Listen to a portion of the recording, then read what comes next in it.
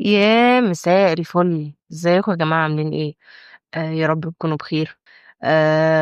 ما تأخرتش النهاردة فمش هعمل الدخلة بتاعت كل مرة، يعني مش سيرة. خش في الموضوع على طول. في سؤال دايما بيفضل يلح عليا كل فترة، انه ليه الحب ساعات بيخلينا نحس اننا بقينا اضعف، وليه مع الوقت بدل ما نحس اننا بنقوى بوجود حد بيشاركنا بيحصل العكس، وبنحس إننا بنفقد نفسنا شوية بشوية. الإحساس ده عند ناس كتير جدًا، أولهم أنا. طبعًا ما فيش عقدة بتتقال في البتاع ده غير لمّا أنا أكون طرف فيها. آمم، إحنا ليه بنخاف من الحب؟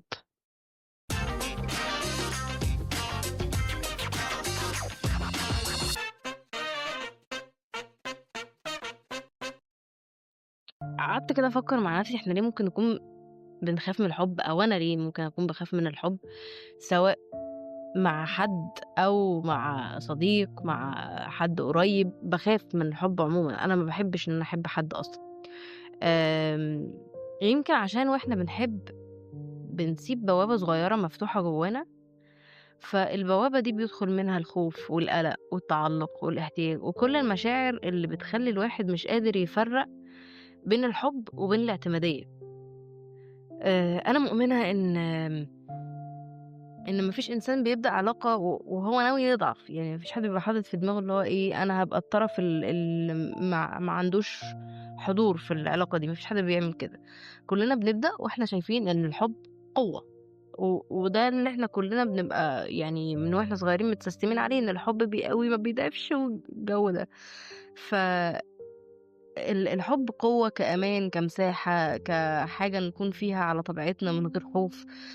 هو ده حب المفروض يعني. بس اللي بيحصل أوقات إنه مع الوقت إحنا بنخلط بين إننا ندي كل ما فينا وبين إننا نسيب نفسنا تتسحب جوه الشخص التاني لحد ما بنختفي.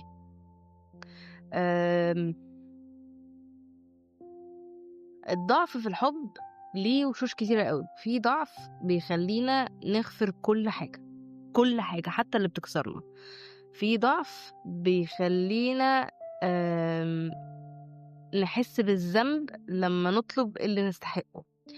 وفي ضعف تاني أبسط من كده بس أخطر، يعني لمّا نفضل نبرر سلوكيات الشخص التاني لمجرد إننا بنحبه. آآ ده مش ضعف كده، إحنا بنختفي، إحنا كده السقوط من الهوية.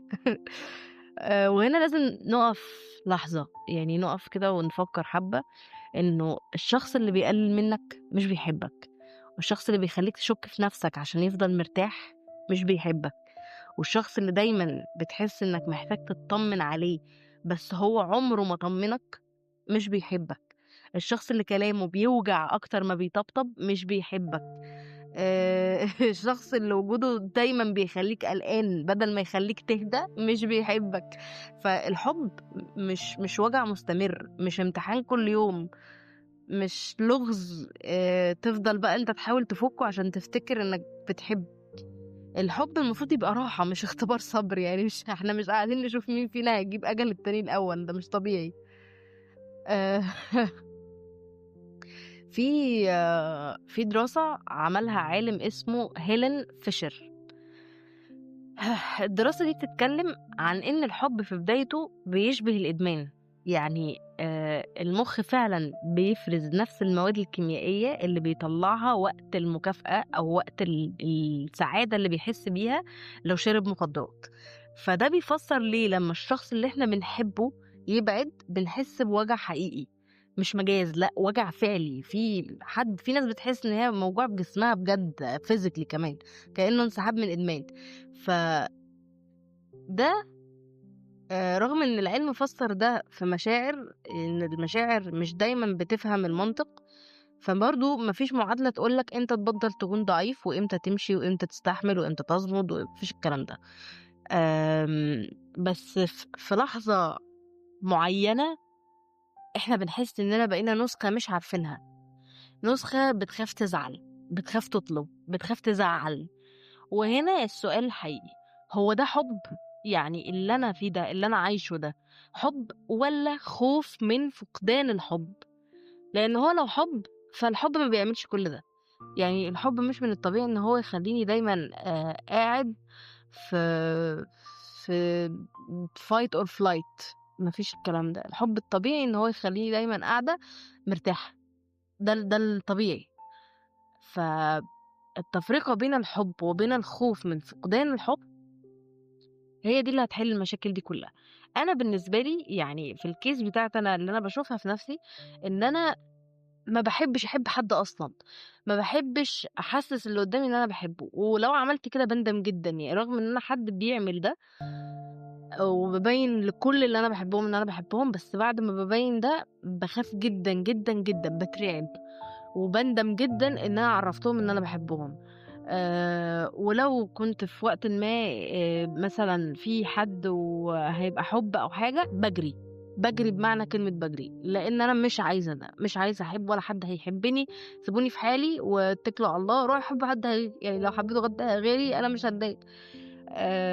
فعلى فكرة الشخص اللي بيخاف من الحب مش بيخاف من صورة واحدة من صور الحب، لأ هو بيخاف من الحب في كل أشكاله، بيخاف من الحب في الrelationship، بيخاف من الحب في الfriendship، بيخاف من الحب في الإخوات، بيخاف من الحب في الأهل. ليه؟ لأن هو دايمًا شايف إن الحب ده هييجي عليه وقت ويتكسر، هييجي عليه وقت ويمشي، فبدل ما اتوجع مش هاحب أصلًا. وده أنا اتكلمت عليه قبل كده في حلقة التعلق، في حاجة اسمها تعلق تجنبي، فممكن نرجع لها برضه، بس يعني لأ، ما هي مش مستاهلة إنِّك ترجع للحلقة. ف هل الناس اللي بنحبهم لدرجة إن إحنا بنبقى ضعاف قدّامهم هم اللي غلطانين والّا إحنا اللي سمحنا بده؟ يعني الجواب بيبقى دايمًا في النُص، ما فيش طرف واحد مسؤول عن ديناميكية زي دي، بس في النهاية إحنا اللي بنقرر نسيب حدودنا تتكسر، لإننا ساعات بنصدق إن الحب الحقيقي معناه إن هو من غير حدود، بس الحقيقة إن الحب اللي ما فيهوش حدود ما فيهوش أمان. والضعف قدّام الناس اللي إحنا بنحبهم مش دايمًا غلط، بس في ضعف حلو، يعني في ضعف بيخلّينا صادقين، بيخلّينا إنسانيين، بس لمّا الضعف يبقى عادة مش لحظة وشيء default، بيبدأ هنا بقى إيه، التحوّل من مشاركة لاعتمادية، من طمأنينة لقلق، ومن حُب لهوس. في نوع من الحُب بيأذي، حتى لو الطرف اللي قدّامي مش بيستغلّه، مش لإنه في نيّة أذية، بس التوازن اختل، لإن العلاقة بقت بتغذّي جزء ناقص جوانا بدل ما تكمّله. يا ريت نhighlight على الجملة دي.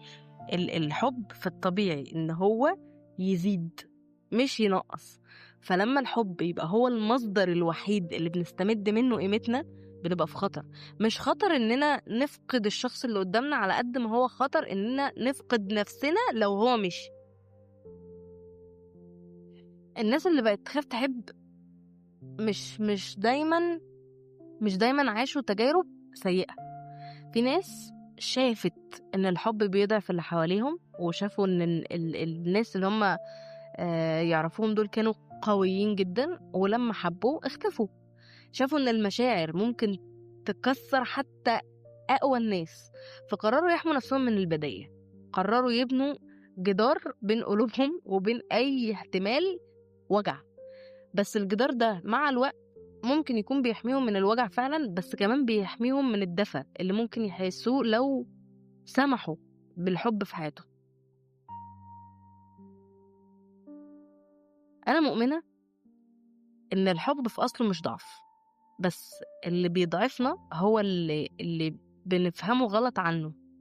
فلمّا نصدّق مثلًا إن الحب تضحية مطلقة، لمّا نفتكر إن الحب معناه إنك تختار الشخص التاني دايمًا حتى لو على حساب نفسك، لمّا تخلط بين التسامح والاستسلام. الحب الحقيقي بيعيش يا حبيبي. الحب الحقيقي مش بيكسرنا، الحب الحقيقي بيخلّينا نواجه نفسنا، بس مش بيكرهنا في نفسنا، بيخلّينا نعترف إن إحنا محتاجين، بس ما يخلّيناش نعيش محتاجين. يمكن لازم ما بيننا وما بين نفسنا أو ما بيننا وما بين كل الناس اللي حوالينا نعيد تعريف الحب مرة تانية، مش إنه المساحة اللي بندي فيها كل حاجة، بس هو المساحة اللي بنكون فيها احنا الاتنين في توازن.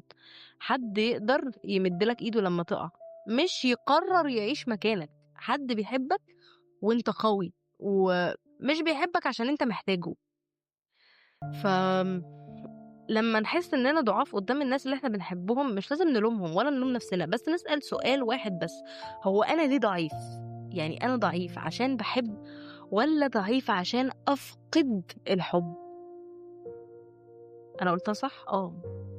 لو انا ضعيف عشان بحب، دي مشكلة. ولو ضعيف عشان بخاف افقد الحب، دي مشكلة تانية خالص. بس المشكلة الأولانية ليها حل وليها فوقة، وليها جزء من أجزاء الضعف الكويس اللي أنا كنت بتكلم عنه. بس لو أنا ضعيف عشان بخاف أفقد الحب، فهفضل طول عمري في دايرة مش هعرف أخرج منها. ففي كل مرة بنحس فيها بالضعف، آه، المفروض نفهم نفسنا إحنا لسه واقفين على رجلينا ولا لأ. فدي دعوة تخلينا نراجع علاقتنا بنفسنا قبل ما نراجع علاقتنا باللي قدامنا. في الآخر يمكن السؤال اللي يمكن يفضل مفتوح هو: هل الحب اللي بيخليني أضعف يستحق إني أفضله على نفسي؟ ولا لو كنت بحب صح ما كنتش هبقى ضعيف من الأساس؟ ولا أنا طريقة حبي غلط بتوصل للي قدامي إن أنا شخص ضعيف؟ يعني دي نقرة تالتة خالص. حتى لو الشخص اللي قدامك آم، مش بيأذيك أو مش بيستغل الموضوع ده فيك، بس فكرة ان انت بتحب بطريقة غلط تخلي اللي قدامك ياخد عنك الفكرة دي، هي اللي بتوديك في 60 داهية.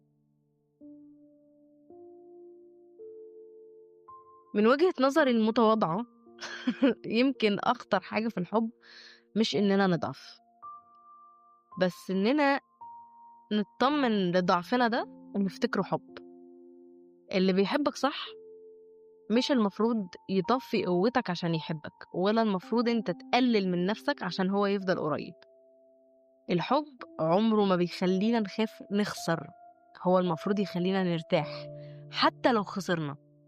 وأظن المعادلة كلها بسيطة أوي: لو الحب بيخليك تبعد عن نفسك يبقى مش حب، ولو بيخليك ترجع لنفسك يبقى هو ده الحب اللي يستهلك.